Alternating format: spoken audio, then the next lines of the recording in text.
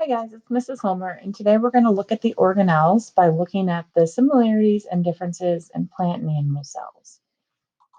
So, because plant and animal cells are cells, they have those four basic parts of the cell. So, they have a cell membrane, which is I going found to about control DNA. what comes in and out of the cell.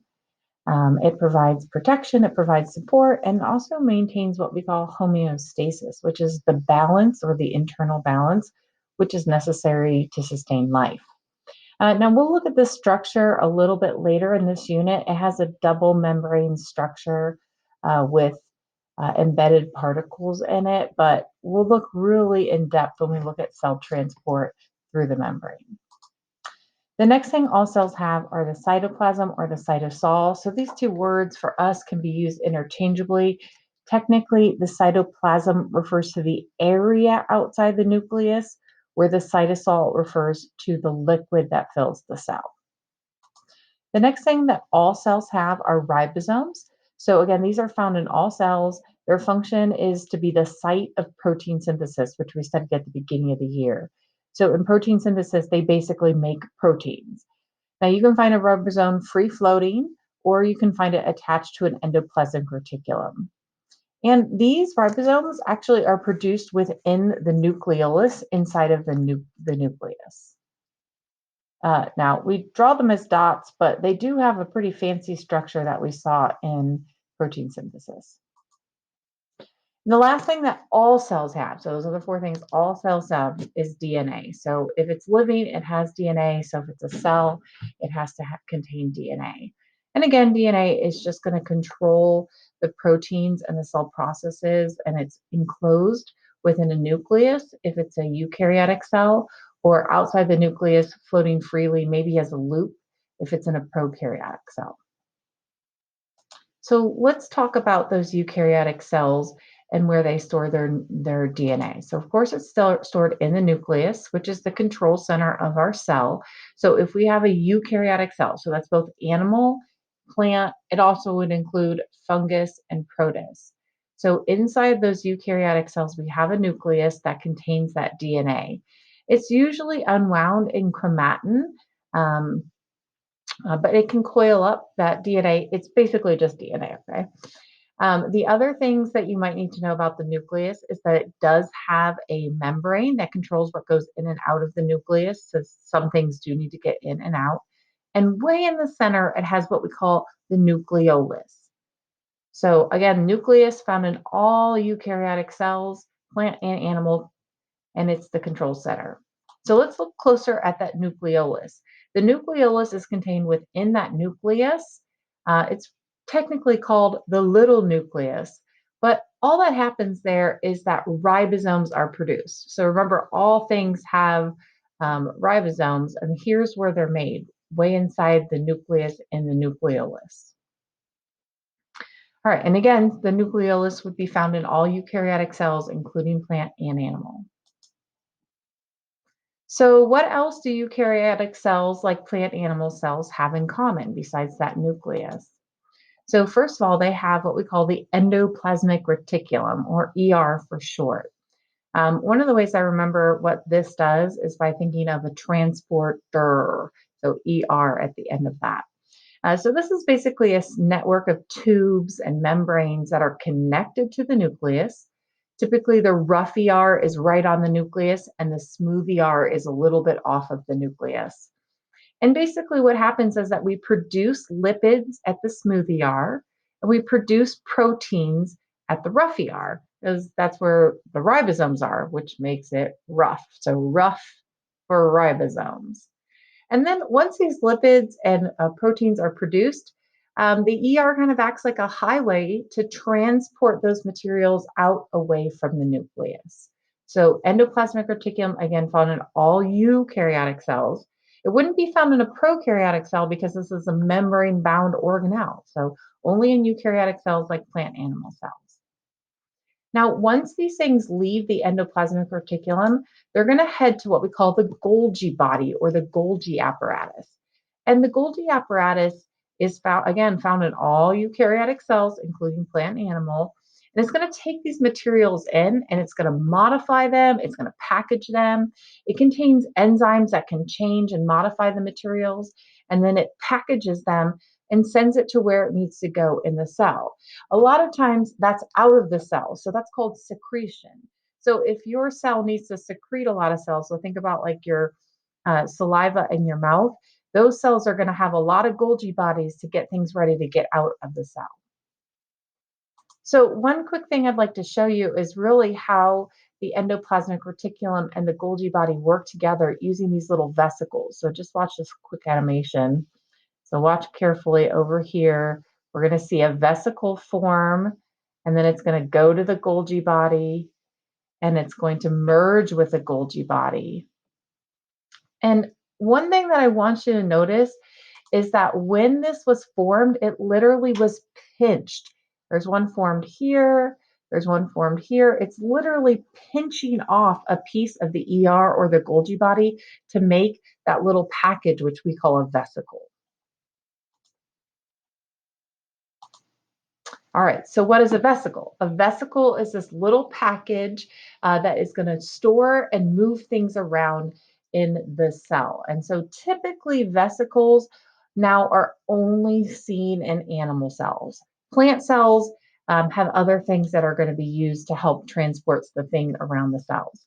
So again, vesicles are those little things that get pinched off. They're these little packages that move things around. So I think about vesicles, I think about vehicles, vesicles, vehicles, like you're going to move them around in the cell. All right, so we've looked at the similarities in all of these eukaryotic cells, and now we're going to focus on some things that are different about plant animal cells. So first of all, we're going to look at food and energy. So plants, of course, have to make their own food, where animals will eat, and that food gets taken into the cells. So plants need an extra organelle to help them make their food, and that's going to be the chloroplasts. So the chloroplasts are little food factories that are found only in plant cells. And these little food factories are going to take energy from the sun and they're going to create food for the plant in the form of sugar. So remember, animals don't make their own food, they don't need a chloroplast. The other thing that's a little bit of an information, we'll look at these chloroplasts in depth in a different unit, but they contain chlorophyll, which is why they appear green when we look at them. All right, now once we have food, so animals ate food, the plants produced it with the chloroplast, all cells, all eukaryotic cells, so plants, animals, and again, fungus and protists would all have a mitochondria. So what does the mitochondria do? It's the powerhouse of the cell. It takes that food and it turns it into ATP. ATP is essentially energy that the cell uses. So in the mitochondria, we do the process called cellular respiration, and we break down the food to create ATP energy for the cell. So sometimes it's referred to as the mighty mitochondria, the powerhouse of the cell. But what's really important to note here is that plants have these too, plants and animals, because this takes the food that was either made by the plant or that the animal ate and it turns it into energy. So plants need mitochondria. All right. What are some other differences? So, one is the structure and support that these cells need. So, plants are going to have external support with the cell wall. Animals are going to have more internal support with the cytoskeleton. So, let's look at the cell wall. The cell wall is going to be found in plant cells and also fungus cells. And it's also going to be found in those prokaryotic cells that we looked at before, those bacteria cells. But what it's not found in is an animal cell. Okay, so it's found in a lot of things, but definitely not in animal cells. And these are walls of support. They provide support, they provide protection, they're rigid, they're strong. But here's a couple of a big misconception. They don't block things from going in and out of the cell. They're porous, meaning things can easily go in and out of that cell. And so it provides structure, but it's not like a gatekeeper. It doesn't control what comes in and out. Another thing the cell wall does is allows a plant to grow up against the force of gravity. And so, if a plant needs to grow against the force of gravity, it's going to need to have that strong structure, which is provided for in the cell wall. All right, now I mentioned that animal cells have that internal skeleton, which we call the cytoskeletons. Well, plant cells have this as well, just not as much of it. And so a cytoskeleton is simply a really cool internal support system. There are these networks of protein filaments that help maintain the shape of the cell, and also it aids in movement of materials throughout the cell. And so both plants and animals have this. Plants have it in addition to the cell wall. Animals have it in place of the cell wall. All right, what's next is storage and transport in plants and animal cells. So, in both plants and animal cells, we're going to see vacuoles. In plant cells, we're going to see these large central vacuoles. You might see a small one in an animal cell, but really we're going to focus on these and their use in plant cells. So, plants need to store water, right? They can also store things like enzymes, food, and waste. But the large central vacuole is in the center of the plant cell, and it's filled with water to give the plants needed support. So it mainly stores water. So if you've ever seen a wilting plant, it's probably because its vacuole was getting empty. And when you water that plant and it absorbs water, the vacuole fills back up and the plant perks back up again. So the large central vacuole, you do not see these in animal cells, only in plant cells. All right. So there are some things that are specific to plant cells that we've seen, that large central vacuole, as well as chloroplasts and the cell wall. So three things that plant cells had only: cell wall, chloroplast, large central vacuole. But there are some things that we're going to only see in animal cells and not in plant cells. And one of those is called a lysosome. So I remember this by thinking about Lysol. So Lysol helps clean things up, and that's what a lysosome does. It basically captures waste or old cell parts that need to be broken down. It breaks them down and recycles them back into their basic materials and spits it back out into the cell so that those materials can be reused.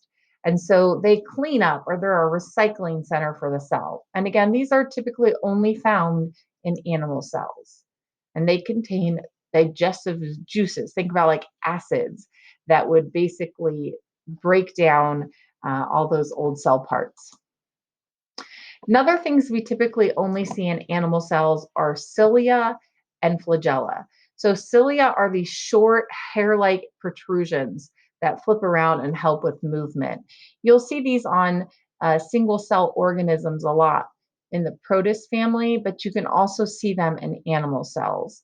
You'll also see them in, again, those prokaryotic cells, those simple prokaryotic cells, because they help with movement in a prokaryotic cell.